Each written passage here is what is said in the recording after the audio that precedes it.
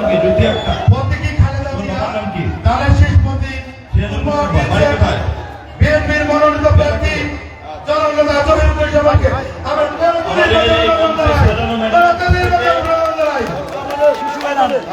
গ্রহণ করলাম আপনাদের সকলের করতালির মধ্য দিয়ে।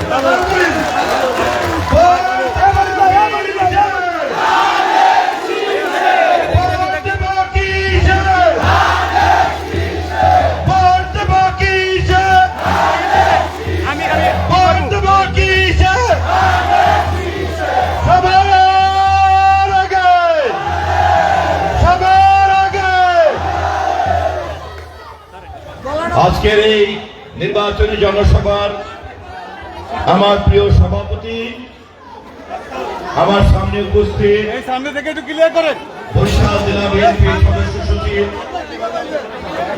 জনাব মিজানুর রহমান খান মুকুল, উপজেলা বিএনপির আহ্বায়ক জনাব সরুল বিপ্লব, সিনিয়র যুগ্ম আহ্বায়ক বদিউজ্জামান মিন্টু, সদস্য সচিব জহির সাজ্জাদ হান্নান, পৌর বিএনপির নেতা শরীফ স্বপন, পৌর বিএনপির নেতা জাকির শরীফ, আমাদের ধানের শীষের মিডিয়া টিমের আহ্বায়ক প্রেস ক্লাবের সভাপতি জহিরুল ইসলাম জহির, গণিত কলেজের সাবেক ভিপি, বিএনপির নেতা জনাব আফমর রশিদ দুলাল, যুক্তরাজ্য বিএনপির নেতা আব্দুল গফফার গুপ্তা, বিএনপি গৌরনদীর উপজেলার অন্যতম নেতা সাবেক জিএস মহিউদ্দিন বাদশাহ, বিএনপি নেতা আবু বকর গাজী, শাহবুব শরীফ, মঞ্চে উপস্থিত যুবদলের নেতা মাসুদ এবং অন্যান্য নেতৃবৃন্দ, সবার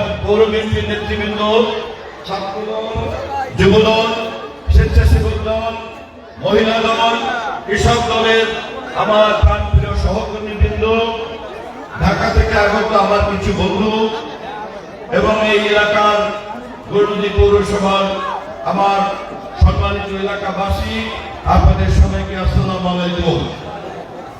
অমুসলিম ভাইয়েরা যদি কেউ থাকেন, আপনাদের সবাইকে আমি প্রণাম জানাই, নমস্কার। আপনারা জানেন আগামী 12ই ফেব্রুয়ারি বাংলাদেশের 13তম জাতীয় সংসদ নির্বাচন অনুষ্ঠিত হতে যাচ্ছে। আমাদের এই দেশে বিগত 3টি নির্বাচনকে বিগত ফ্যাসিবাদী সরকার কখনো এক দফা করেছে, কখনো নিশিরাতের ভোট করেছে, কখনো আমির আমির নির্বাচন করেছে। জনগণ নির্বাচনে অংশগ্রহণ করে নাই, যে কারণে সর্বশেষ নির্বাচনের মাত্র 7 মাসের মাথায় সরকারকে পালিয়ে যেতে বাধ্য করেছে জনগণ। জনগণ যদি ভোটের মাধ্যমে সরকার গঠন করতে না পারে, জনগণের রাষ্ট্র, জনগণের দেশ যদি জনগণের কর্তৃক নির্বাচিত সরকার না হয়, কেউ যদি গায়ের জোরে ক্ষমতায় যায় অথবা কেউ যদি গায়ের জোরে ক্ষমতায় থাকতে চায়, তার কি পরিণাম হয় শেখ হাসিনার করুণ দশা তার ইতিহাসে আমাদেরকে প্রমাণ করে দিয়েছে। আমাদের মাতৃতুল্য নেত্রী দেশনেত্রী বেগম খালেদা জিয়া জোর করে ক্ষমতা দখলকারী স্বৈরাচারীর সাথে উৎখাত করেছে আপসহীন নেত্রী হিসাবে। আবার ঠিক তেমনি ভাবে মৃত্যুর আগে ফ্যাসিবাদ বিরোধী গণতান্ত্রিক আন্দোলনে সকল দলের অভিভাবক হিসাবে এই আন্দোলনেও তিনি নেপথ্যে আশীর্বাদ দিয়েছেন, দোয়া দিয়েছেন, পরামর্শ দিয়েছেন, নেতৃত্ব দিয়েছেন। সেই সংগ্রামের ঐতিহ্য নিয়ে, মানুষের ভালোবাসা নিয়ে আমাদের কাছ থেকে তিনি চিরদিনের মতো বিদায় নিয়েছেন। আর কোনদিন বেগম খালেদা জিয়া আমাদের মাঝে ফিরে আসবেন না। তার প্রতি সম্মান রেখে এই মঞ্চে আমরা বেগম খালেদা জিয়ার একজন প্রতীকী উপস্থিতির মাধ্যমে আপনাদের পক্ষ থেকে আমি ধানের শীষ গ্রহণ করেছি। দেশে বেগম খালেদা জিয়া আর কখনো আসবেন না। শেখ হাসিনা আর কখনো দিল্লি থেকে বাংলাদেশে আসতে পারবে কিনা আমরা সবাই সন্দেহ করছি। শুধু পালিয়েই যায় নাই, ব্যালট পেপারে তার মার্কা নৌকা মার্কাটাকে পর্যন্ত সে নিয়ে গিয়েছে, ব্যালটে আর নৌকা মার্কা দেখা যায় না। বাংলাদেশ আজ অভিভাবকবিহীন এক পর্যায়ে গিয়ে দাঁড়িয়েছে।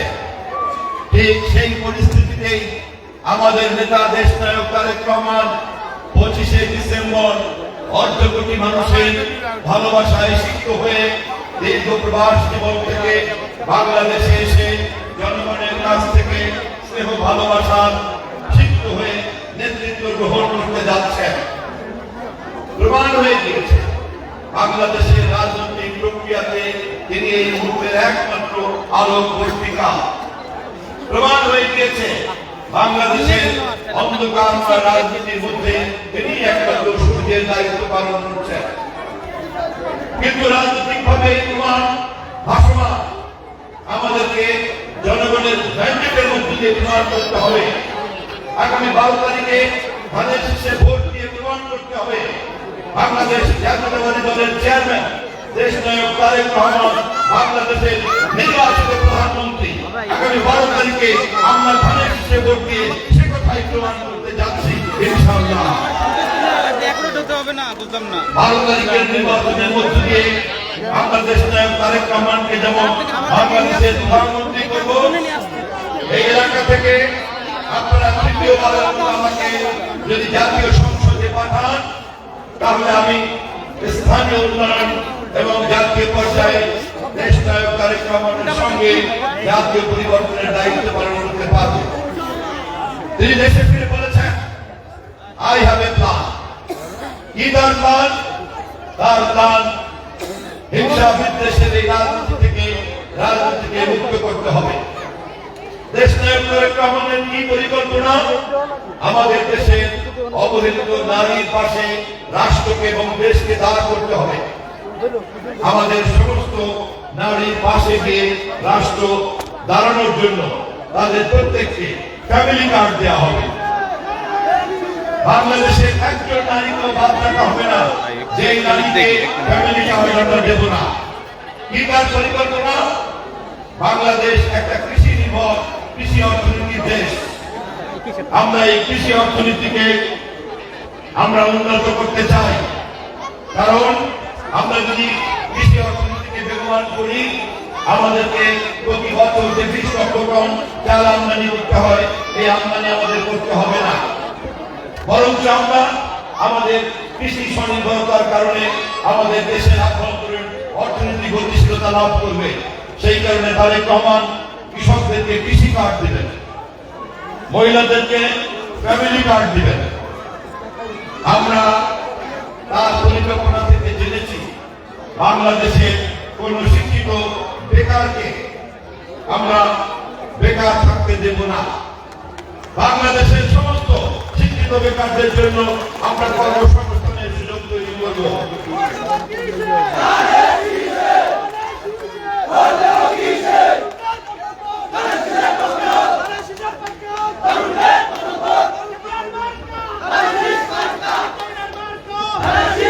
নারীদের ফ্যামিলি কার্ড, কৃষকদের কৃষি কার্ড, বেকারদের জন্য কর্মসংস্থানের পর আমরা বাংলাদেশে মাদক মুক্ত এবং রাজনৈতিক দুর্বৃত্তায়ন মুক্ত একটা সুস্থ সুন্দর সমাজ উপহার দিতে চাই।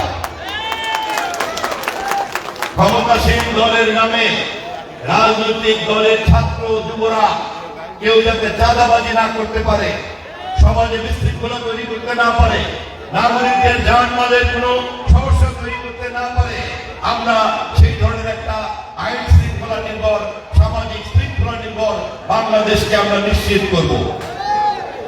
তরুণরা যাতে মাদকাসক্ত না হয়, সেই কারণে মাদক চক্রের হাত থেকে তরুণদেরকে আমরা রক্ষা করার কর্মসূচি ঘোষণা করেছি। এই কর্মসূচিগুলিকে বাস্তবায়ন করার জন্যই তারেক রহমানের হাতকে শক্তিশালী করা দরকার এবং তৃতীয়বারের মতো এই এলাকা থেকে আমাকে আপনাদের পার্লামেন্টে পাঠানো দরকার। 12 মিনিট সময় আছে। প্রিয় এলাকাবাসী, আমি জানি আপনারা আমাকে কতটা ভালোবাসেন। আমি আপনাদের ভালোবাসার বলে বলিয়ান হয়ে বাংলাদেশের রাজনীতিতে বিচরণ করছি এবং করব। আপনাদের ভালোবাসার জোরে আমি বিগত ফেসিবাদী সরকারের আমলে তাদের রক্তচক্ষুকে মোকাবেলা করে দীর্ঘদিন কারাগারে ছিলাম।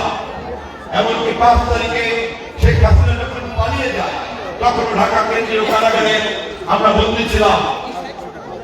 আমি সহ যে নেতৃবৃন্দরা আমরা বন্দী ছিলাম, আমাদের বিরুদ্ধে যে মামলা দেওয়া হয়েছে, পুলিশ হত্যার মামলা, পুলিশের কাছ থেকে অস্ত্র ছিনতাইয়ের মামলা, টেলিভিশন ভবনে অগ্নিসংযোগ, মেট্রো রেলে অগ্নিসংযোগ, সেতু ভবনে অগ্নিসংযোগ, কারাগারে বসে খবর পেয়েছিলাম সরকার পতন না হলে সংক্ষিপ্ত আদালতের মাধ্যমে আমাদেরকে ফাঁসি দেওয়া হবে।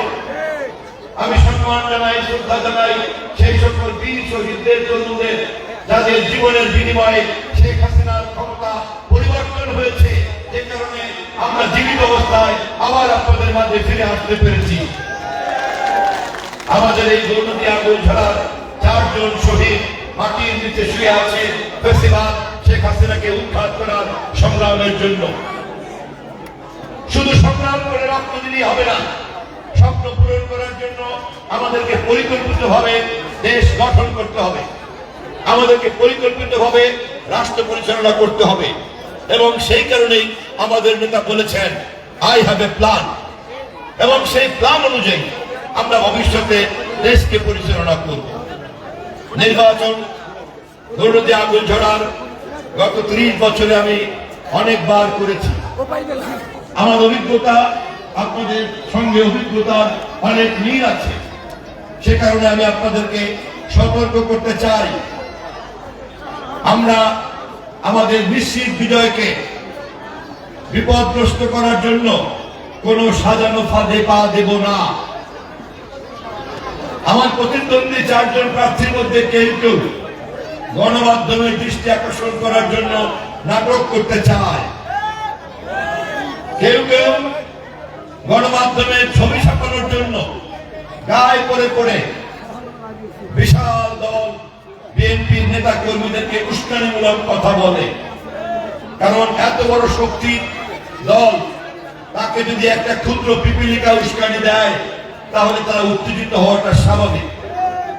কিন্তু আপনারা যদি উত্তেজিত হন, পিপীলিকা গুরুত্বপূর্ণ সংবাদে পরিণত হয় গণমাধ্যমে। সাবধান থাকবেন, সতর্ক থাকবেন, নির্বাচন পর্যন্ত ধৈর্য ধারণ করবেন, কারো পাতানো ফাঁদে পা দেবেন না। আমাদের দেশের ধর্মপ্রাণ মানুষ জানে বিবি খাদিজা রাদিয়াল্লাহু আনহার কাছ থেকে কিভাবে আমাদের নবী হযরত মুহাম্মদ সাল্লাল্লাহু আলাইহি ওয়াসাল্লাম বেতন গ্রহণ করতেন, কিভাবে তার কর্মকর্তা হিসাবে একজন নারী ব্যবসায়ীর অধীনে তিনি কাজ করতেন। আমরা নারী স্বাধীনতা বলতে এবং একটা ধর্মপ্রাণ নারী বলতে আমরা বিবি খাদিজার মতো ব্যবসায়ীকে চিনি।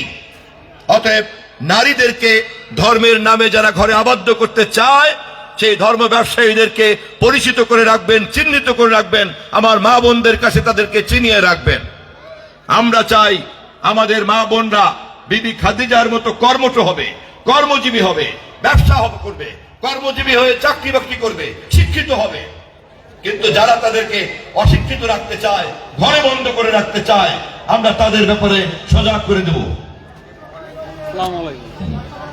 সেই কারণে আমাদের দলের পক্ষ থেকে এবারে প্রতিটি নারী ভোটারদের কাছে গিয়ে আমাদের এই বক্তব্য পৌঁছাতে হবে। কারণ মহিলাদের মধ্যে, নারীদের মধ্যে, মা বোনদের মধ্যে একটা বিভ্রান্তিকর বক্তব্য ছড়ানোর জন্য আমরা একটি ধর্ম ব্যবসায়ী গোষ্ঠীকে তৎপর হতে দেখেছি। আমি আশা করি আমাদের 129টা ভোট কেন্দ্রে যে মহিলা নেত্রীরা আছেন তারা বাড়ি বাড়ি গিয়ে নারীদেরকে এই ব্যাপারে সজাগ করবেন। আমি এই দায়িত্ব আপনারা পালন করছেন কিনা আমি নারীদের কাছে জানতে চাই। 2 হাত তুলে জানান, আপনারা 2 হাত তুলে জানান নারীরা। আমি উপস্থিত নারীদেরকে ধন্যবাদ জানাই যে ইতিমধ্যেই ধর্ম ব্যবসায়ীদের বিরুদ্ধে আপনারা সজাগ এবং সচেতন দায়িত্ব পালন করছেন। আমি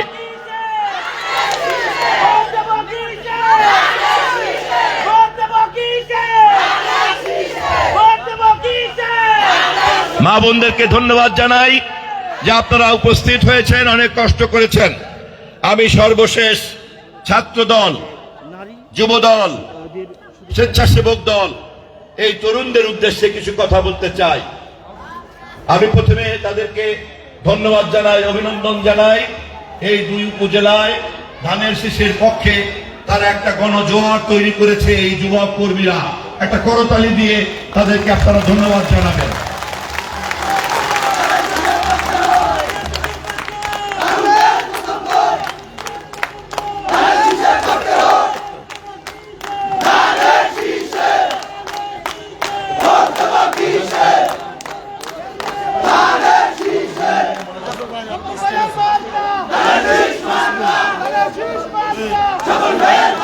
ছাত্রদল, যুবদল এবং স্বেচ্ছাসেবক দলের প্রতিটি কমিটি, গোল্ডি কলেজ, আগুলজোড়া কলেজ, মহিলারা কলেজ, নিজামুদ্দিন কলেজ, সমস্ত শিক্ষা প্রতিষ্ঠানের ছাত্রদলের নেতৃত্বের কারণে তারা যে কঠোর ভূমিকা নিয়েছে, সেই কঠোর ভূমিকার কারণে ইতিমধ্যেই সামান্য যে সমস্ত বিভ্রান্ত কর্মীরা ছিল তারাও মূল স্রোতের সঙ্গে সমাবেশ হয়েছে। যারা মূল ধারায় রাজনীতিতে ফিরে এসেছে তাদেরকে করতালি দিয়ে আপনারা অভিনন্দন জানাবেন।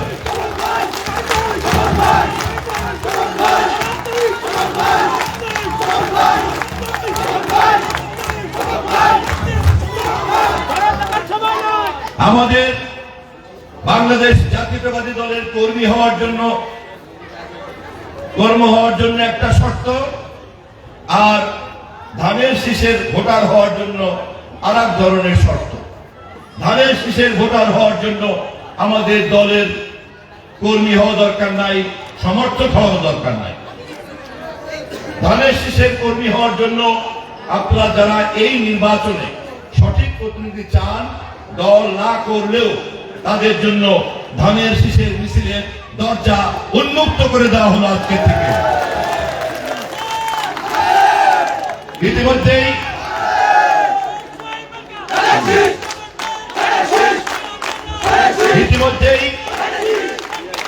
বাংলাদেশ আওয়ামী লীগ সহ বিভিন্ন রাজনৈতিক দলের অনেক নিরীহ ভদ্র নেতা কর্মীরা এবারের জন্য আমাকে নির্বাচিত করার জন্য মাঠে নেমে গিয়েছেন। তাদেরকেও করতালি দিয়ে আপনারা অভিনন্দন জানাবেন। আমি সর্বশেষ যেখানে দাঁড়িয়ে কথা বলছি, এই কাশিমাবাদ মাদ্রাসা আমাদের এই অঞ্চলের মরহুম একজন বুজুর্গ ব্যক্তি, মরহুম মাওলানা কাশিম সাহেবের আত্মার মাগফিরাত কামনা করে, শহীদ জিয়াউর রহমানের বেগম খালেদা জিয়ার আত্মার মাগফিরাত কামনা করে, দেশের স্বাধীনতা যুদ্ধ এবং গণতন্ত্রের যুদ্ধ, গত জুলাই যুদ্ধে যারা আত্মত্যাগ করেছেন তাদের সকলের আত্মার মাগফিরাত কামনা করে আগামী 13 ফেব্রুয়ারিতে বিজয়ী দিবসে আপনাদের সঙ্গে দেখা হওয়ার প্রত্যাশা ব্যক্ত করে বক্তব্য শেষ করছি। খোদা হাফেজ। বাংলাদেশ জিন্দাবাদ, তারেক রহমান জিন্দাবাদ, খালেদা জিয়া অমর হোক, শহীদ জিয়া অমর হোক।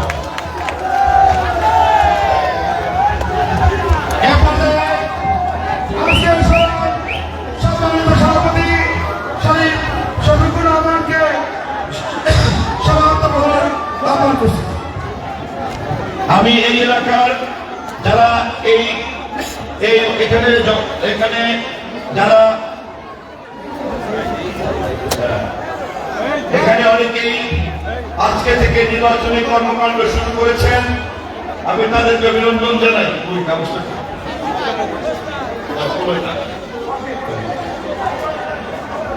যারা এখানে ধানের শীষের কর্মকাণ্ডের নেতৃত্ব দিচ্ছেন তাদের সকলকে পরামর্শ জানাই। ইতিমধ্যে গিয়াসউদ্দিন ব্যাপারী, সাদাত হোসেন, জুয়েল তালুকদার, হুমায়ুন কবির, শামীম ব্যাপারী, শহীদুল ইসলাম খান, জাহিদ শরীফ, তুহিন সত্তার এবং দুলাল হাওলাদার আমাদের ধানের শীষের কর্মকাণ্ডে তৎপর হয়েছে। ধানের শীষের কর্মকাণ্ডে তাদেরকে যুক্ত করার জন্য অনুরোধ করছি। আবু বকর তালুকদার